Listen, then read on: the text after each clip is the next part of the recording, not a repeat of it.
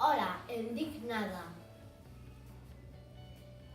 Jo i els meus companys estem al projecte FER de l'Escola Marjal i cadascú fa un invent seu.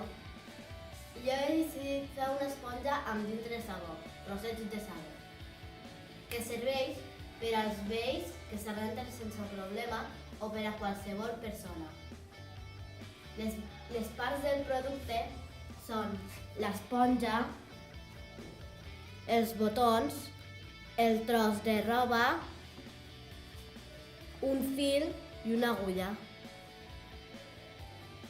El material necessari és el tros de roba, l'agulla, els 2 botons, l'esponja, i per a fer-ho